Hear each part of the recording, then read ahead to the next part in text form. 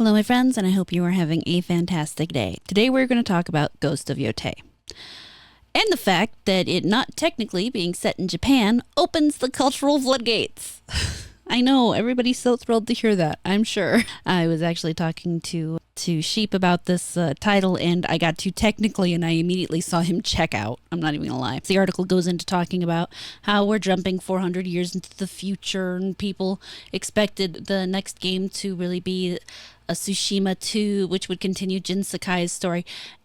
And I will say, I think Jin's story wrapped up in Tsushima. I don't understand why people would want to try to stretch that out, but I also think that in gaming today we have an issue letting go of protagonists that we like, which is definitely causing part of the problem in creativity in developers. When people are demanding more of something that is technically wrapped up, you end up having to extend the story in a really wonky way. So in that small way, I am glad that they didn't try to force it.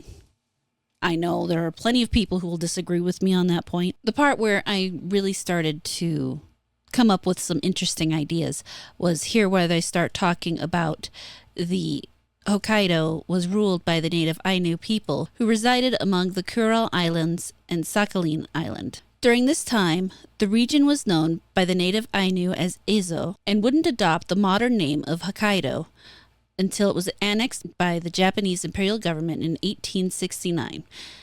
It's the native part here that gets me, because as you read this, they really focus on the idea of native, as well as the fact that the culture was influenced by outside sources, including the Chinese Qing dynasty, the Japanese daimyo Matsume Kinhiro, which was in the period between 1635 and 1799, and eventually the Tokugawa shogunate took direct control of southern Hokkaido, subjugating many of its native Ainu residents to the law of the shogun. Skipping forward a bit so that I can make my point, one major part of the Ainu culture is the prominence of face and mouth tattoos for women, which could come into play in the designs of the Ghost of Yotei's NPCs. Elements of other cultures making their way into the region are also apparently in Ghost of Yotei, including the introduction of matchlock guns. Now, this is where I went looking. For one, after doing a little bit of research, they're very right. The Ainu culture exclusively tattooed women. Men did not get tattoos in that culture, and they tattooed them around the mouth, actually on the arms, and as well as the chest. Girls would start as early as 6 to 8 years old, having a couple of little dots tattooed across their mouth, and it would grow into what eventually would look like a smile. Here you see one young lady pictured with a bear cub, which goes into an entirely separate thing. Now, there were a number of reasons they did this, the main one being supposedly a repellent of disease. But overall, the description of the culture of the Ainu people seems to be very Native American in their description. As a matter of fact, here you have in this history blog I found, the word Ainu means human or people in the language of Ainu, which belongs to the indigenous people of Japan and Russia that carry the same name. Primarily associated with Japan, the Ainu have had a rough road over the last several centuries, a pattern that mimics the indigenous peoples of America and other parts of the world.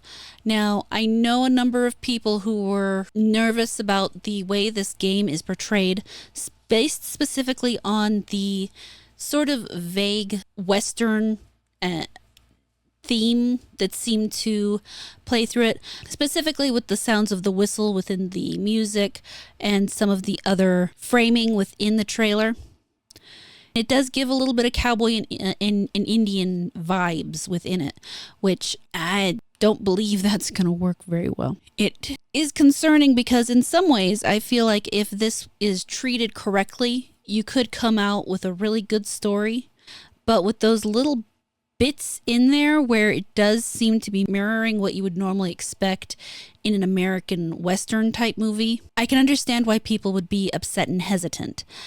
Of course, then another thought as I'm sitting here occurs to me that a lot of Westerns in America actually did mirror Kurosawa's own works in their own production, which could technically tie in or back around in a weird way But that really assumes a level of intelligence and creativity that in current day you can't assume, you can't really say exists for sure. So while there does appear to be issues, there appears to be little bits of promise if the same people who pulled off Tsushima are still working on Yotei. And I'm not entirely sure how true that is.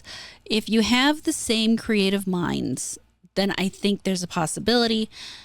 But of course, I also have been seeing, in my opinion, Sony taking more direct control within their individual studios and forcing changes that I don't think the developers really want but can't really say no to.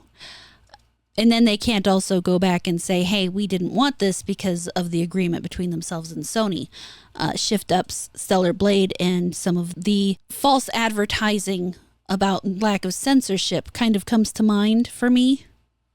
I do fully believe that that was probably something Sony pushed for. I also wonder with the whole Bloober team and the changing of the characters from the concept art to the game, which had been revealed recently, if the Sony didn't have something to do with that as well, because if you look at Bloober's previous games, the Medium specifically, I don't consider her jaw particularly mannish. Now, there are people who would likely disagree with me, but I think she looks quite feminine. She could probably use a little more breasts, but you know, not every woman has huge tits. But of course, I also know that this game was not loved by many. I enjoyed it. I was just very angry at the end because it was too vague for me. So I'm not sure what interferences Sony might impress on their game studios at this stage, because I do think that that is part of the problem, is them over interfering and making changes they think would be best for the special interest groups. Or maybe these are changes that Sony puts them into by forcing them to hire the consultancy firms that have been causing so many problems, despite their supposed inability to actually influence anything if you listen to them. The final sentence in this article: the unique blend of this time period and the Hokkaido setting give Ghosts of Yotei all the trimmings necessary to both have the feeling of a game set in feudal Japan, while still respecting the fact that it will likely be further removed from the Japanese culture fans may be expecting. This will make a lot of people really unhappy on its own, because they want another Japanese culture game. They want another game steeped in deep Japanese culture. And that's sort of what they're expecting from a Ghost of game. Whether it's Tsushima or whether you move it, that's what they're going to be looking for. And it's kind of looking like they may play with this other culture entirely. Now, with what I've recently read about the Ainu culture, I am going to have to likely say she is not Ainu. She does not bear the tattoos. And that is, in this culture, in this time period, if they're going to remain at all culturally focused on that specific culture, would actually be very important. And in fact, even when the Japanese government outlawed tattooing in the late 1700s, a lot of the mothers were still telling their daughters that to marry without the tattoos would be a great sin, and they would die and go to the demons if that is what they did. It was a very important portion of their culture. So where they're going is still kind of up in the air, but it does seem they are definitely setting for a mirror, I might say, of Western America. And realistically, that's not good. And this is only going to make people more upset. You're going to, I imagine, see some more people coming out talking about it in the near future. I am still more or less out on the game, just because I can see where if they put the work in, it could work. But on the other hand, I can also see where it could basically be a Native American ripoff along the lines of James Cameron's Avatar. But what do you guys think? Do you think, is this the last nail in the coffin for you? I know many out there, the nail in the coffin was just the fact that it wasn't Jin. But for those of you who were still on the fence, does this information change your mind? Does it make it better? Does it make it worse? Let me know down in the comments. Thank you so much for watching this video. I really hope you enjoyed it. Please like, comment, subscribe, and turn on the notifications. If you really liked it, you can feel free to share it around, and I will catch you later.